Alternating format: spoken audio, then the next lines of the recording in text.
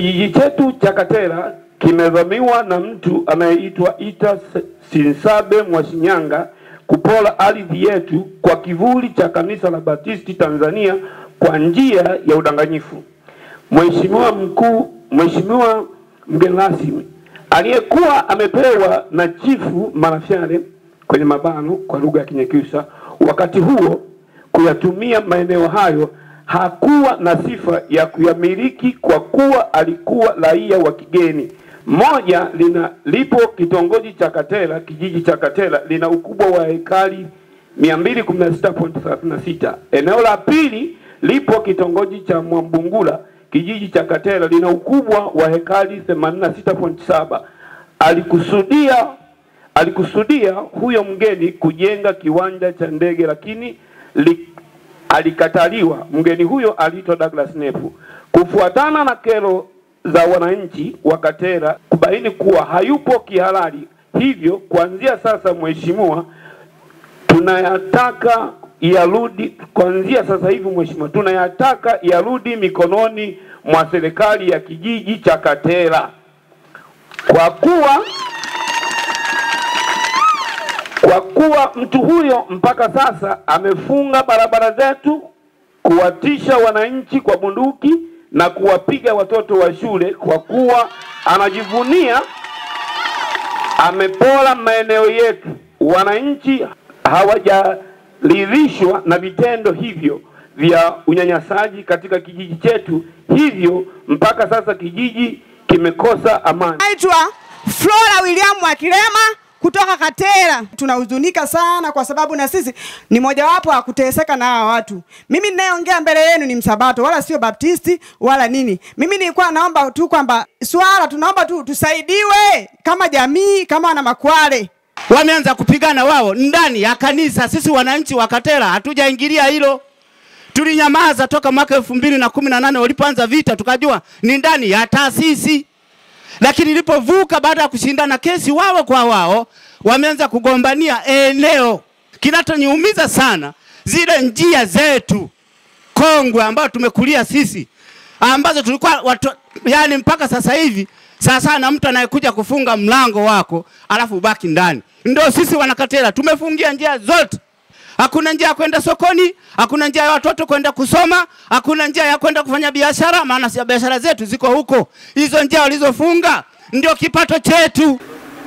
Mgogoro huu umeanza kushughulikiwa na Wizara ya Mambo ya Ndani kupitia Ofisi ya Msajili wa Jumuiya kuanzia mwaka 2018, ambapo Kanisa la Baptisti Tanzania ambalo zamani lilikuwa linajulikana kama Jumuiya Kuu ya Baptisti Tanzania ilileta taarifa kwamba wamefanya mkutano mkuu kule jijini Dodoma kati ya tarehe 16 na 17 Agosti 2018, na miongoni mwa mambo mengine mkutano mkuu uliridhia na kupitisha azimio la kufanya marekebisho ya katiba na kubadili jina kutoka kuwa Jumuiya Kuu ya Wabaptisti Tanzania kwenda kuwa Kanisa la Wabaptisti Tanzania.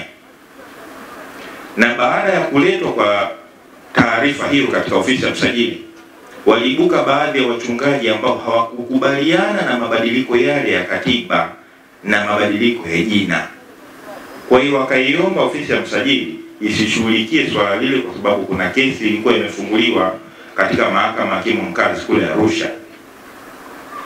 Na kwenye kesi ile mwisho wa siku uamuzi ulikuja kutolewa. Wana baadhi ya wachungaji waliomba kwamba kufunguliwe kupatikane kibali cha kufungua kesi ya uwakilishi, a representative case, ili waumini wa kanisa hili ambao hawakukubaliana na mabadiliko ya jina na katiba, basi kero yao iweze kuwasilishwa mahakamani na mahakama iweze kutoa uamuzi.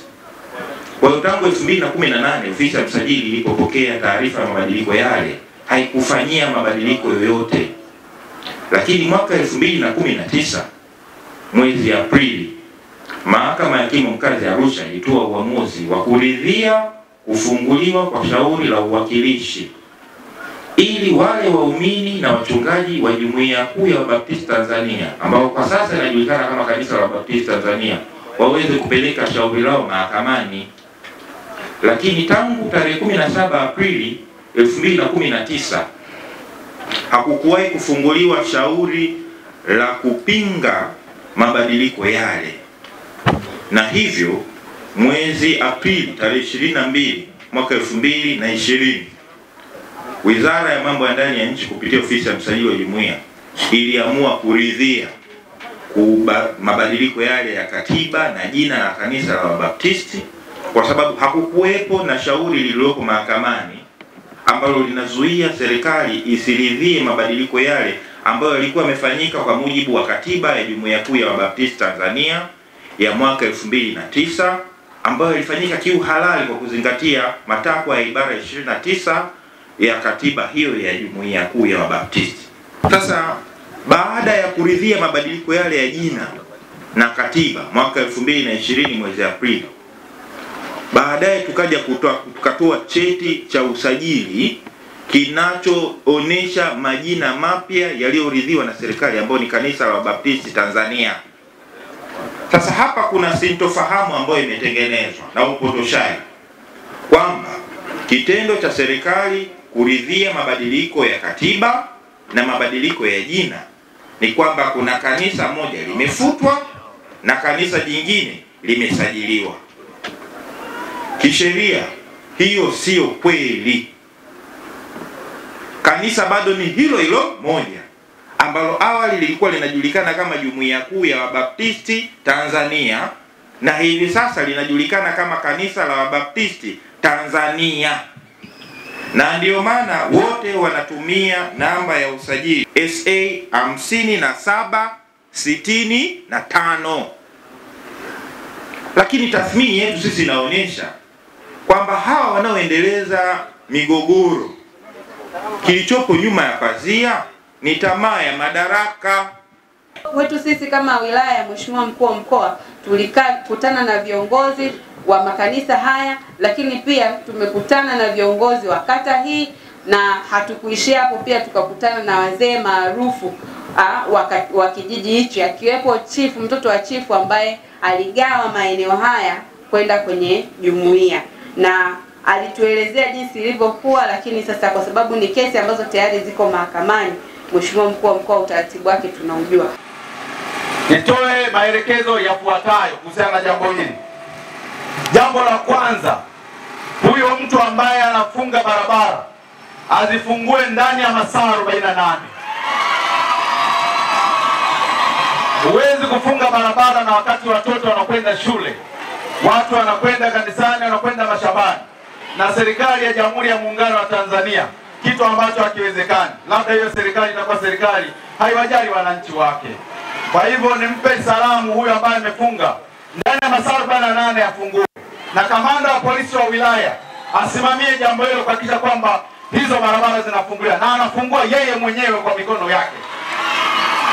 Jambo la pili, jeshi la polisi wamsake mara moja mtu anayeitwa Isa Sisambe Mwasinyanga ili tuweze kumfanyia mahojiano maalum. Ili tufanye mahojiano maalum, kwanza ya kuatishia watu na bastola, hilo la kwanza. La pili, kupiga watoto wanaokwenda shule, na la tatu, kufunga barabara na wakati sio haki kwa mujibu wa sheria.